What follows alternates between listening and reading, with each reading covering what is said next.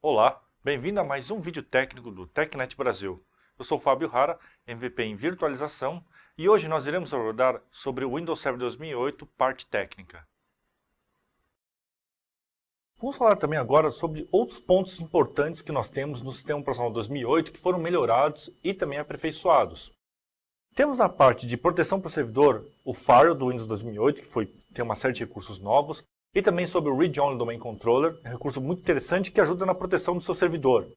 Além disso, na parte de proteção de rede, vamos falar um pouco sobre o NAP, o Network Access Protection, e vamos entender como é que ele consegue proteger sua rede de ameaças que possam entrar no seu ambiente. Além disso, vamos falar um pouco também sobre a parte de proteção de dados com o RMS e como você pode proteger suas informações para que elas não escapem da sua empresa ou sejam roubadas. Além disso, também vamos falar um pouco sobre a proteção de acesso e identidade e vamos entender como é que funciona um pouco da parte de federação no Windows Server 2008. A parte de Firewall houve uma série de melhorias muito importantes. Não somente agora ele controla o bloqueio de entrada, mas também o seu bloqueio de saída. E um detalhe muito interessante é que, num único wizard, num único tutorial, você já consegue configurar não somente o Firewall, mas também o IPsec. Para quem não sabe, o IPsec ele garante uma proteção no protocolo TCP/IP e, se você tem uma aplicação que não consegue habilitar criptografia durante sua comunicação com outro dispositivo ou com outro computador, você pode utilizar o IPsec para proteger essa comunicação entre essas duas máquinas ou entre essas duas aplicações. É um recurso muito interessante. Há outro detalhe também muito importante. O próprio Firewall já vem com uma série de regras prontas e que te facilita muito. Então, ao invés de ter que bolar uma regra nova, descobrir qual que é a porta, qual que é o protocolo que vai ser utilizado, tudo isso, já tem uma série de perfis prontos dentro do 2008, o que fica muito mais simples esse processo de configuração. Além das próprias configurações pré-definidas de regras de Firewall, nós também temos outras configurações para o tipo de máquina. Então, se você tem máquinas que não pertencem ao seu domínio, mas precisam acessar outros computadores e assim por diante, nós já temos uma série de perfis criados por padrão dentro do Firewall que facilita esse tipo de configuração. Outro recurso muito interessante que é o Read Only Domain Controller, ou controlador de domínio somente leitura, nada mais é do que um recurso que permite com que a base do Active Directory em determinados domain controllers seja colocado somente em modo de leitura. Por exemplo, imagine que você tem um escritório remoto e nesse escritório remoto você não tem uma segurança física do seu CPD. Ao implementar uma máquina, um domain controller como RODC, isso significa que aquela base é somente de leitura e por padrão as senhas não são armazenadas nessa máquina. Se alguém roubar essa máquina ou tentar realizar um ataque de força bruta, não vai conseguir obter as senhas. Isso é um fator muito interessante de segurança que foi implementado, principalmente para escritórios remotos que não possuem segurança física no local. Outro fator bem interessante também, claro, que ele implementa uma replicação unidirecional. Uma vez que a base é somente leitura, não há necessidade de alterações nessa base. Então, o conector de replicação é somente feito de forma unidirecional. Tá? É claro que também existem alguns outros produtos que são implementados num servidor de RDC e são suportados, obviamente, como, por exemplo, o uso de DHCP, o uso de replicação de arquivos pelo DFS e também a parte de Group Policies e assim por diante. Um recurso muito interessante que nós temos, que foi implementado em 2008, é chamado de NAP, ou Proteção de Acesso à Rede. Como funciona o NAP? É muito simples. Quando uma máquina for inserida na rede ou efetuar uma conexão via VPN, ou através de wireless, ou um switch gerenciável, ou até mesmo por Terminal Services, o serviço de Network Policy Server vai checar as diretivas e vai inspecionar uma série de características da máquina, como, por exemplo, firewall ativado, antivírus rodando e atualizado, anti-spyware rodando e atualizado e assim por diante. Se as regras estiverem em conformidade, o que acontece? Ele pode entrar na rede corporativa. Porém, se as regras não estiverem em conformidade, a máquina não entra no seu ambiente. Qual que é a grande vantagem? Você não vai conseguir evitar um ataque, mas você consegue garantir com que as máquinas que entrarem no seu ambiente de rede estejam íntegras. E esse é um fator muito importante e reduz uma série de problemas de segurança na sua rede. Outro recurso também muito importante que nós temos é o RMS, ou Rights Management Service. Mas o que é o RMS? Hoje em dia não se discute apenas a permissão, a parte de segurança por NTFS ou share. Você precisa de um recurso muito mais alto que também te garanta que os dados da sua empresa não fujam ou se eles forem roubados, ninguém consiga ver as informações. O RMS é um recurso que ele protege os arquivos, por exemplo, do Office, e você pode garantir, por exemplo, imagine uma planilha contendo todos os seus clientes. Você pode proteger essa planilha e garantir que somente os determinados usuários da rede possam ver. Se um dia esse usuário roubar esse arquivo e mandar para um concorrente, esse concorrente não vai conseguir ver aquele arquivo. Por quê? Porque o documento está protegido com o RMS. Então ele garante, na verdade, a informação. Ele não vai conseguir proteger, por exemplo, do arquivo ser apagado. Porém, você consegue garantir que ninguém consiga ver a informação que está dentro daquele documento, por exemplo. O RMS, na verdade, não é uma novidade de 2008, ele já vinha no 2013 como produto separado. E agora ele vem integrado ao Windows Server 2008. E você pode habilitar uma série de novas funções. Além disso, o 2008 possui uma base muito sólida para os seus negócios. Nesse ponto nós vamos falar também sobre gerenciamento, o que melhorou no gerenciamento do servidor. Temos também a parte de confiabilidade, e esse recurso é muito interessante através do clustering, o failover clustering. Na parte de rede, temos uma série de melhoramentos no protocolo TCP/IP que garante uma performance muito mais alta e segura para a comunicação.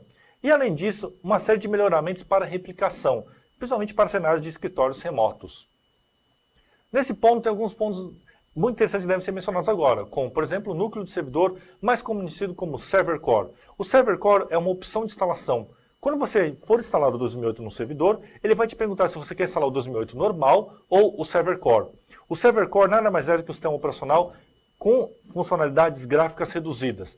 Então significa que, além de consumir menos espaço em disco, a hora que você efetuou o logon num servidor desse, a única coisa que vai aparecer é a tela de Command Prompt. Isso significa que todo gerenciamento é feito por linha de comando, porém você pode gerenciar remotamente.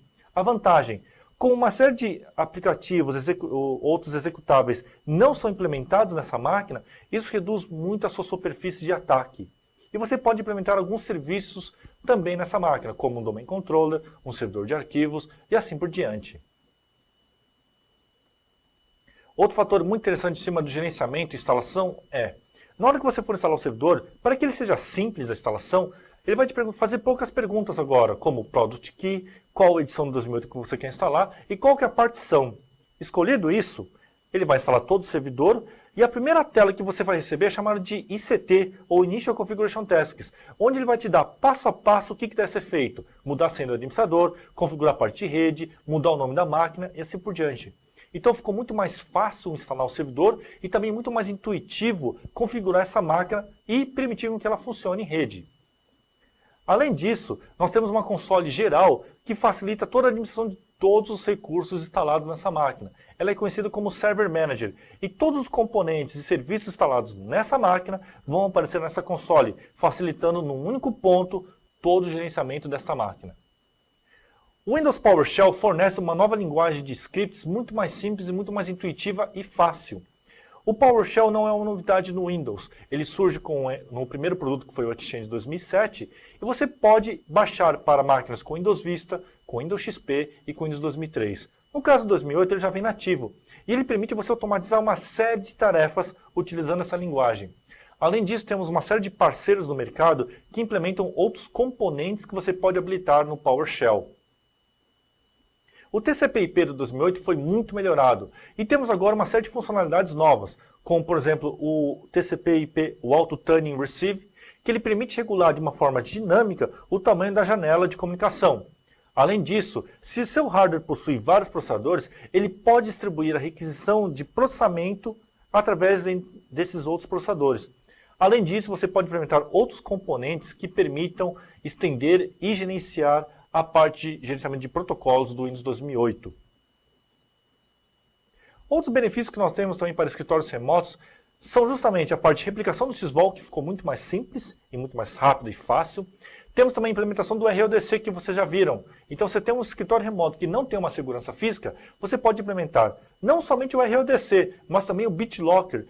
Além disso, você tem controles avançados que permitem gerenciar, por exemplo, impressoras remotas, arquivos remotos, você pode virtualizar uma máquina remotamente também, e também você tem um recurso muito interessante de administração, que é o Windows Remote Management, que permite que você execute Remote Shell ou comandos remotos em outros servidores usando um protocolo seguro e confiável. O Clustering Failover é um grande melhoramento que nós temos em 2008.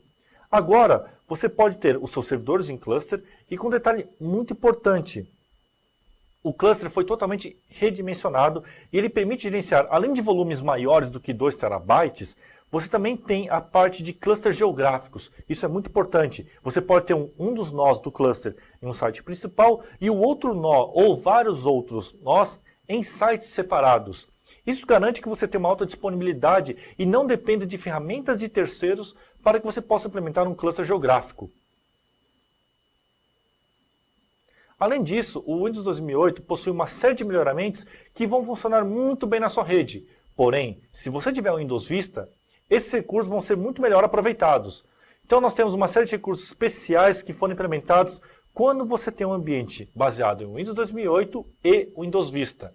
Então, realmente, eu vou ter algum benefício de utilizar o Windows Vista no meu ambiente? Claro que vai ter. Você vai ter muito mais recursos que você teria utilizando outro sistema operacional. E nesse ponto, é bem interessante vocês verem essa grande relação que nós temos com o Windows Vista e o Windows Server 2008 trabalhando em conjunto.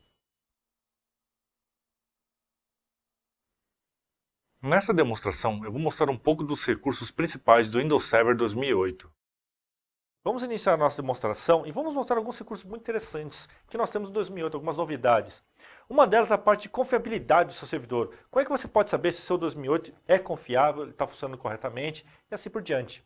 Então nós temos agora aqui o Reliability Performance Monitor.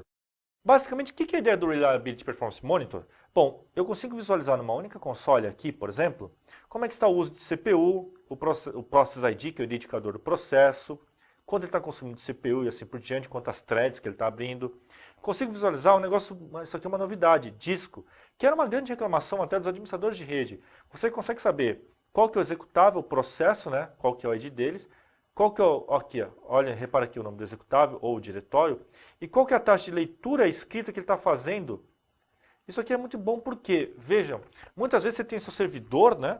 E você já deve ter passado por alguma situação do tipo, você não sabe por que o LED do disco está aceso direto, tá? Por que ele está acessando tanto disco. E você vai olhar o Task Manager e ver que está tranquilo o processador, mas você não sabe que processo está gerando aquela escrita. Com isso aqui você pode detectar facilmente. E um detalhe muito interessante é, muitas vezes, imagina que você configurou um antivírus de forma errada, ou a sua aplicação está gerando algum dump e assim por diante. Você pode detectar aqui rapidamente o que está causando aquela escrita, né? Ou aquela leitura no seu disco. Imagina, por exemplo, uma aplicação que utiliza algum banco de dados e ele está fazendo algum rebuild de índice e assim por diante. Você conseguiria detectar rapidamente utilizando essa console.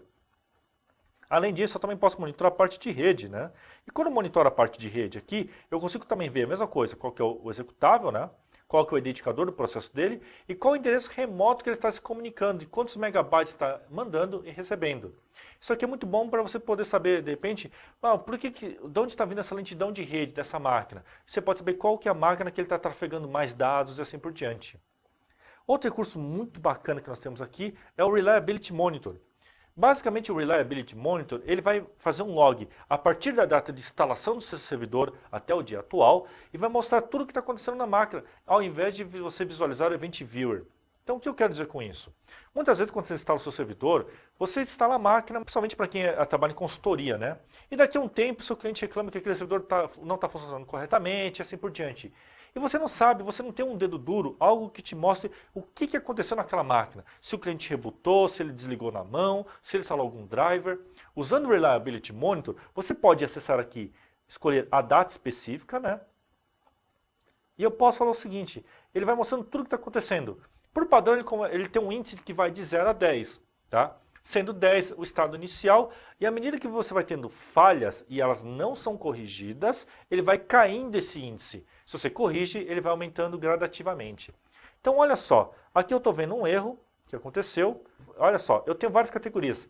Instalação ou remoção de software, falhas de aplicativos, falhas de hardware, falha do Windows e falhas em geral. Nesse caso aqui foi uma falha de software. E ele está dando um alerta, e olha só, nesse dia, que foi no dia 27, eu fiz instalação de vários softwares, porém um deles deu falha durante a instalação.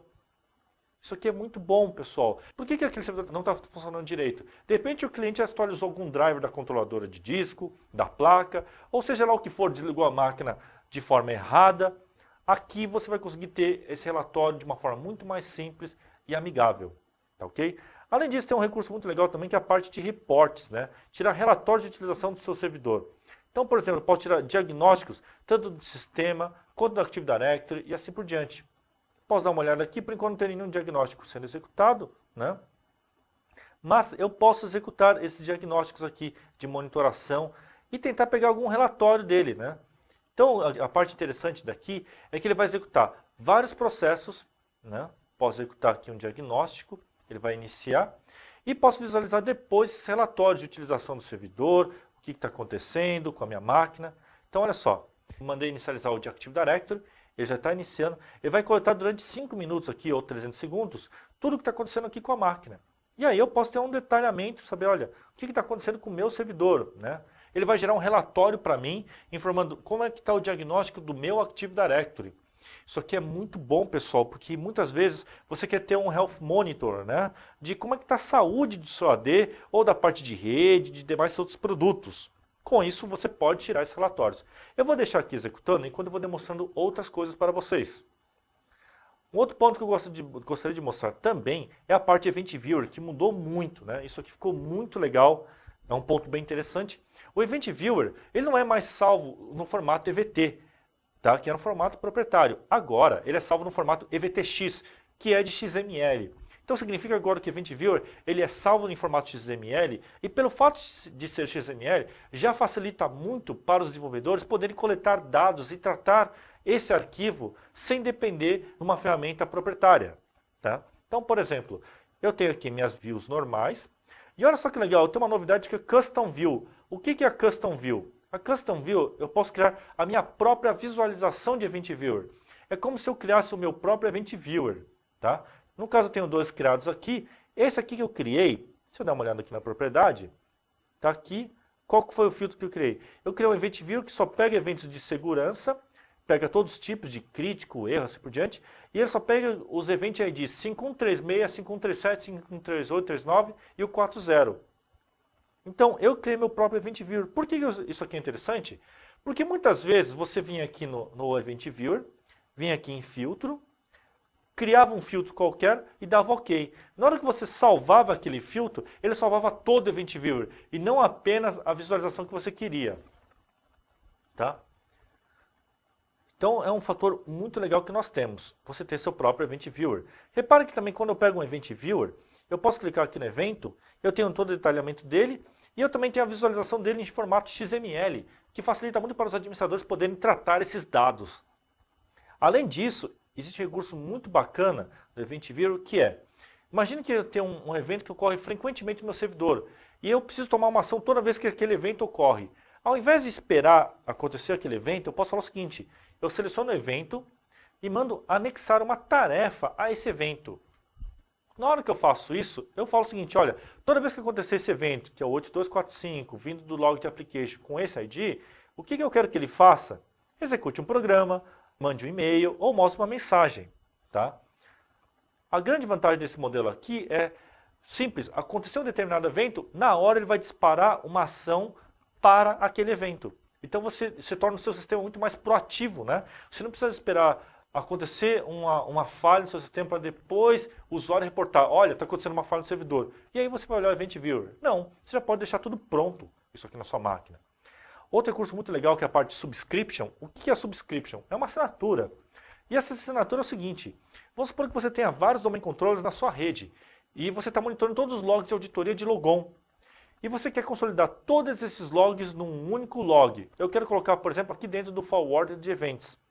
Então agora eu posso criar a minha assinatura, eu dou um nome para ela, uma descrição, aonde eu quero salvar esses logs, de quais máquinas eu quero capturar esses logs, quais são os eventos que eu quero capturar dessas máquinas e como eu vou transmitir essa captura.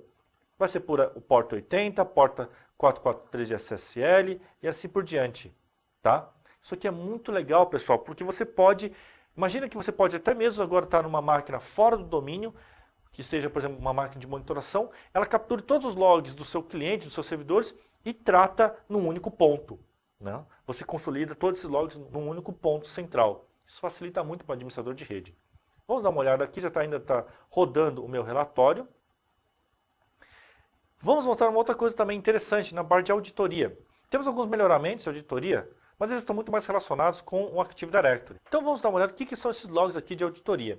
Vamos pegar aqui primeiro o meu Active Directory, né?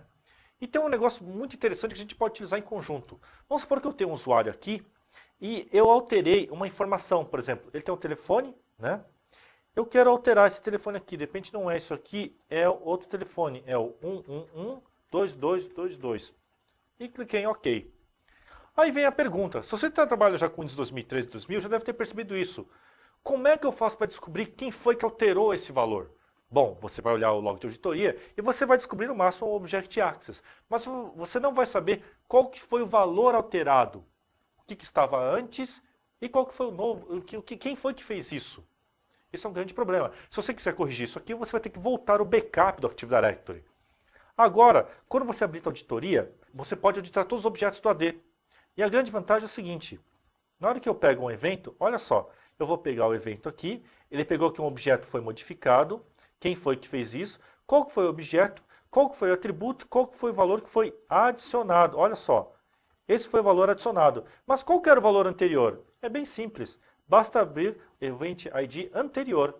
Eu vejo que o objeto foi modificado, qual que é o objeto, o atributo, e ele, olha, esse era o valor que estava antes, e ele foi apagado, foi deletado. Então isso aqui facilita muito para o administrador de rede descobrir uma série de alterações que ocorrem no seu ambiente. Olha só, aqui já acabou o meu relatório e veja só esse relatório de diagnóstico do meu Active Directory. Ele mostra uma série de resultados, né, informando quando foi executado, como é que está o uso de CPU, estou com baixo uso de CPU, memória está normal, mas ainda já está com 63% de utilização e assim por diante.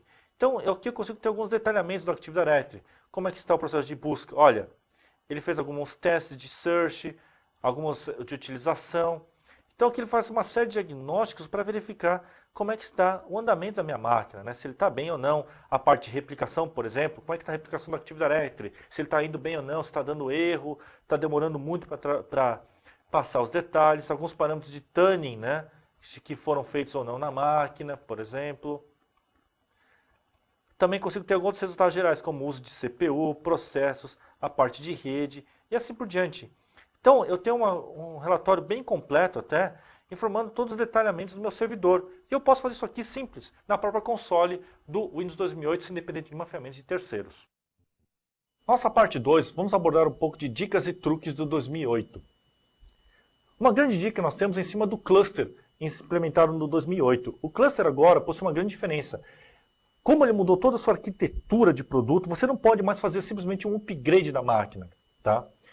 Isso que significa que, se você quiser implementar um cluster 2008 no seu ambiente, e você já possui um cluster 2003, você não pode fazer o processo que era conhecido como in place, que é justamente colocar o DVD do 2008 no SO e executar um upgrade. Agora você deve fazer uma instalação limpa e migrar as configurações de um cluster para outro.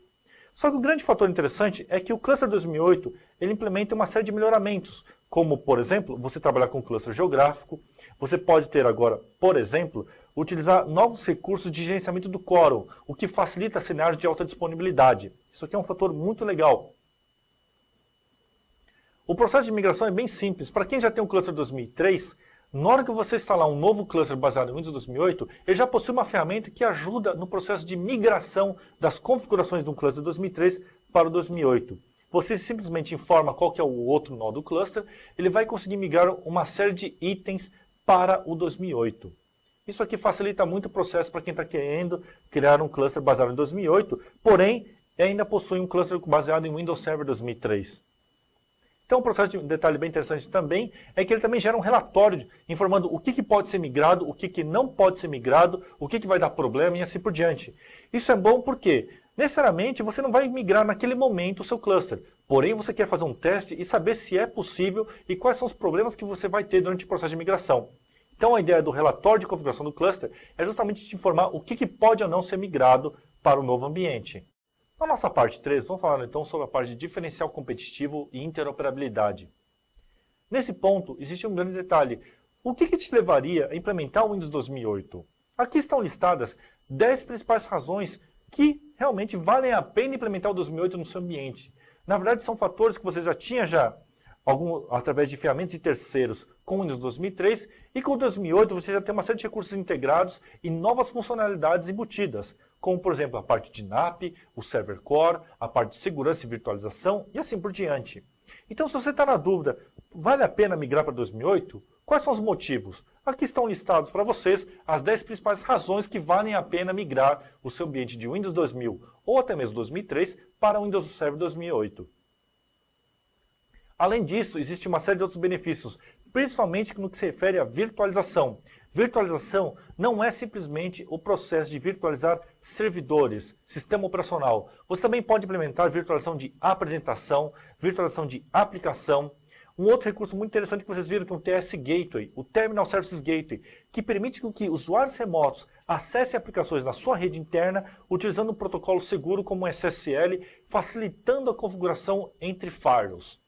Então nós temos uma série de recursos muito interessantes que foram implementados em 2008, que abrange a parte de virtualização não somente para servidores, mas para vários níveis. O principal objetivo de tudo e que o 2008 fornece é justamente otimizar sua infraestrutura de sistema. Então, um fator muito interessante que nós temos em Microsoft é justamente o processo de otimizar sua infraestrutura com os recursos que você já tem. Nesse ponto, 2008, ele consegue fazer com que sua empresa passe por vários estágios para que você tenha uma TI dinâmica. O que seria isso? É muito simples. Na TI dinâmica ou na otimização de infraestrutura dinâmica, o que seria? Você simplesmente consegue adequar a sua parte de TI com as necessidades de negócio da sua empresa no menor tempo possível e na maior agilidade possível que o negócio exige. Um problema das empresas é que muitas vezes a parte de TI não consegue acompanhar as demandas e necessidades da área de negócios. E o objetivo do 2008 e dos demais produtos da Microsoft é que eles consigam tornar a sua empresa dinâmica, capaz de simplesmente se adequar às necessidades de negócios. Chegamos ao final desse vídeo. Espero que tenham gostado e não deixe de conhecer mais sobre essa e outras tecnologias Microsoft no TechNet Brasil. Lá você encontra, além de vídeos, artigos, material para certificação Microsoft, fóruns técnicos, blogs dos profissionais, academias virtuais e muitos outros recursos que farão a diferença na sua carreira. Acesse www.microsoft.com/brasil/technet.